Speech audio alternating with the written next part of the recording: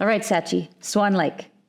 So, from what I understand, there's a Siegfried, he's 21, and he has a birthday party. And his mom tells him, now that you're 21, you need to get married. And he, like any 21-year-old, does not want to get married and does not want to marry someone that he doesn't love. And he's sad, and his friends say, you know what, we'll cheer you up.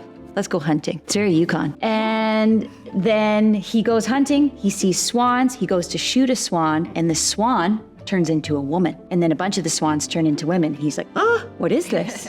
And he talks to her, and she's the queen of the swans, Odette. And she explains that she's under a spell by this evil Rothbart, and that she's stuck as a swan forever unless she falls in love. And he, like any Disney type story, is like, I love you. I will love you forever.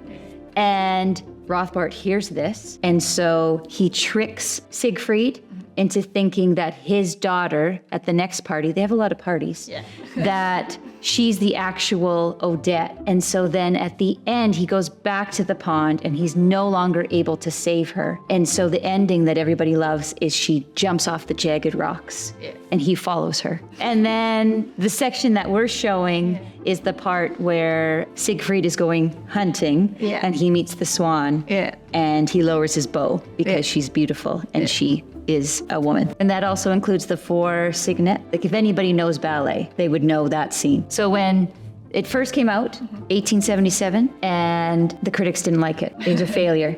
Swan Lake was a failure because they didn't like the music. They thought it was too noisy, and the dancers thought the footwork was too fast. But to me, that's what's so beautiful about it. And so it wasn't until after Tchaikovsky's death that then choreographer came and made it what it is. And it's iconic.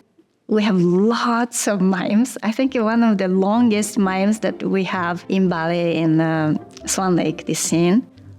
Me as the queen, it's like, the tiaras or, queen of swans.